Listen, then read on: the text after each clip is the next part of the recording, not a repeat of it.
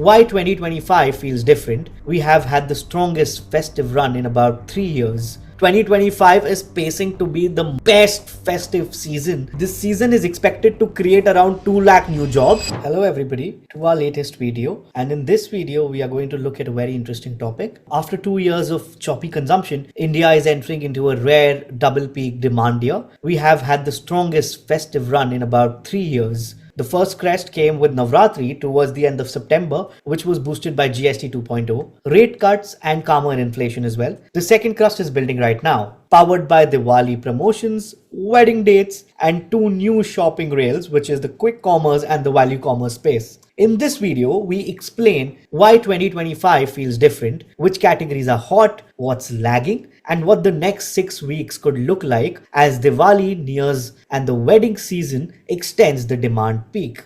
Why does 2025 feel different? Policy first, let's look at it from a policy point of view. GST 2.0 simplified the tax slabs for many items, and the change landed just before the sale cycle. Store traffic and ticket sizes reacted very quick. The timing was the second reason, which was very helpful. Shraddh ended earlier, which had given retailers a longer, cleaner runway into Navratri and Dussehra. That mattered largely for auto companies where delivery clusters were on auspicious days, and for housing where registration follow the calendar as much as the prices. The third reason that we could identify was macros were showing better demand. What do I mean? With softer inflation and the RBI holding rates at 5.5%, households felt safe trading up from safe value to value premium. You see it in bigger TVs, multi-door refrigerators, higher trim cars, and premium ethnic wear as well.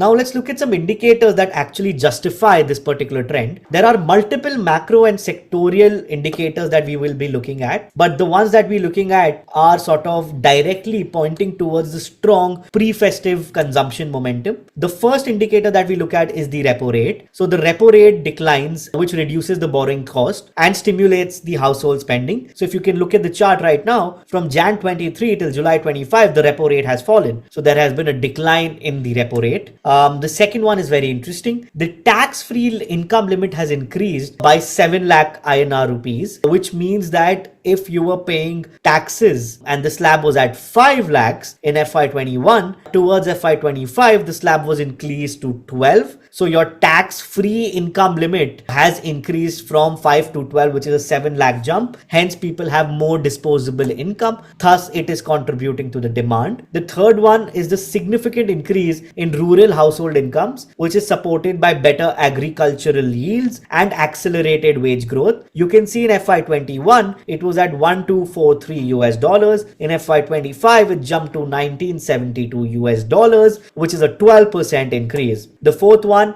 is the pre-festive revenue performance of public innerwear companies. This is a good indicator of mass consumption trends. If you can look at it from 2023 to 2025, we have seen a fair bit of jump. We have indexed it to 100 in the chart to get a better view. The pent-up demand is also existing in core festive categories and is expected to fuel festive spending. Several brands are reporting elevated inventories, which are expected to be cleared throughout the festive season itself, right? And this is a chart that's depicting that. We can clearly see that the festive demand is sort of increasing in core festive categories. This is indicated by the summer cycle in appliances, which is likely to be unlocked through attractive prices during the festive period. Moreover, brands are actually clearing their inventories through promotional intensity, and during the festive season, they will see a lot of inventory clearing up as well, right? The chart that we are seeing is depicting the Indian appliance brand performance. This is the aggregated revenue of the top 5 publicly listed appliance brands by market cap. And this is how it looks, right? The other thing that we should definitely look at when it comes to festive demand is the payments. Can the payment system handle it? Yes, payments can handle the heat. UPI handled 19.63 billion transactions in September 2025, which is down from August 20.01 billion due to calendar year effects, while value ticked up to 24.9 lakh crore from 24.85 lakh crore just in August. This is a sign that larger ticket and higher value transactions rose even as count dipped marginally. UPI's daily trend line through mid-September had already shown higher daily averages as sale events ramped. Let's look at e-commerce. This has been the best since 2021. 2025 is pacing to be the best festive season that we have experienced since the past 4 years. Last September through Diwali is tracking about 1.15 lakh crore rupees in GMV, which is up 20 to 25% year on year. E-commerce is going to be a beneficial or a beneficiary of this, where it is growing at about 2x in comparison to the last year's pace, right? And this is what the chart is depicting. You can see in 2024 it was at 11%, grew 2x to become 20-25% in 2025, right? The opening day sales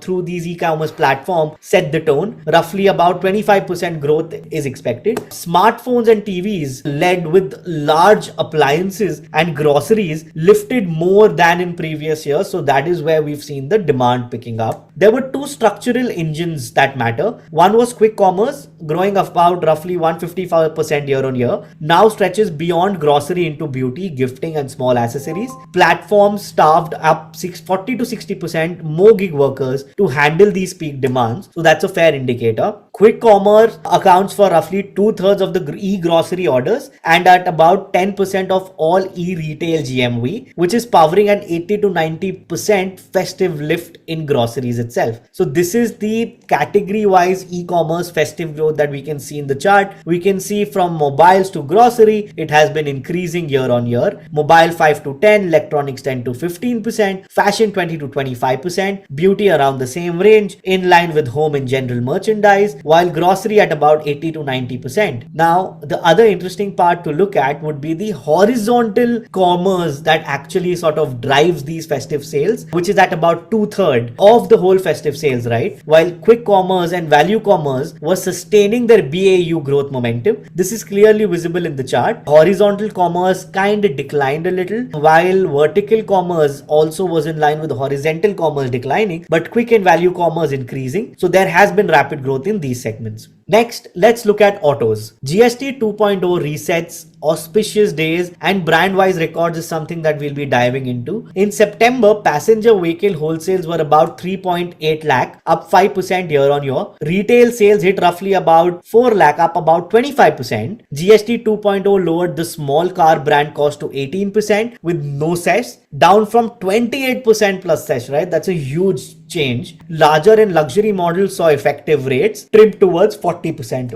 OEMs turned that into visible price cuts and festive finance. Now here's what the snapshot is looking like for September 2025 auto sales. You can see that the month on month change over August 25 has been positive for all of these brand wise, segment wise auto companies or OEM companies that we look at, where you can see Tata Motors domestic PVs rose about 45% month on month. There are others that we could also see. The volumes have been picking up month on month. The forward read is constructive. Auspicious date deliveries around Dussehra and Diwali, a better on-road price narrative, the GST 2.0 regime, and OEM bank programs should keep October retail tallies elevated, with the caveat that entry hatchbacks and commuter two-wheelers remain more sensitive to rural cash flows and the EMI optics than the mid-premium SUVs itself. The next one is jewelry. This has been the outlier. Gold jewelry is the exception, with local prices above 1 lakh rupees per 10 grams and global records in late September. Households are shifting away from heavy sets. Very interesting trend that we see. Gold prices have been rising rapidly, because of which the trade commentary points to festive period jewelry demand, which is down as much as 27% by volume, right? Even if rupee sales hold because of price, the demand is still not there. It is down. Around Dussehra, preliminary reads suggest about 18 tons of gold was sold,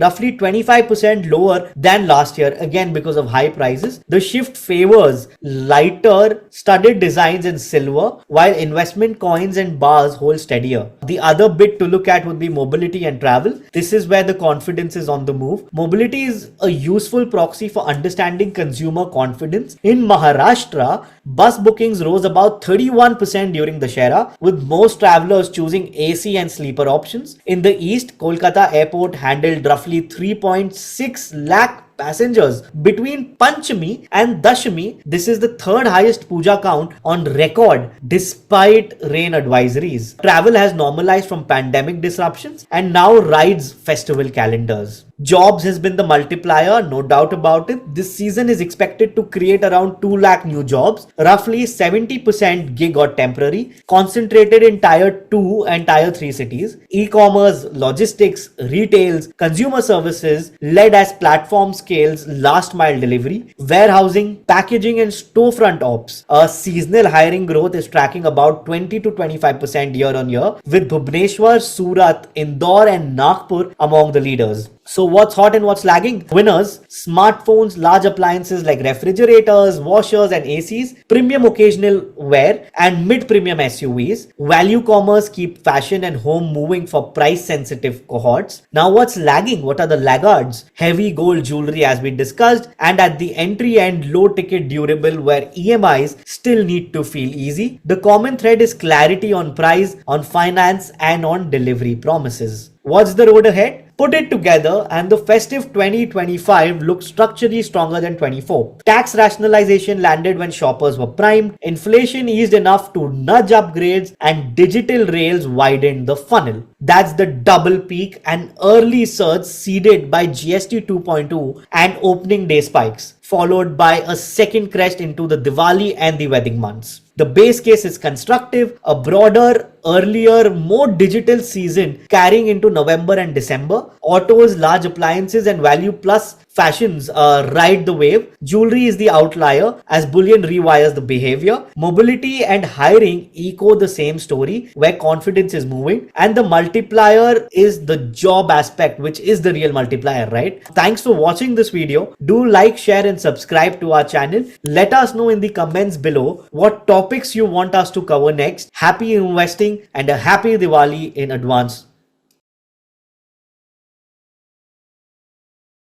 Investment in securities market are subject to market risks. Read all the related documents carefully before investing.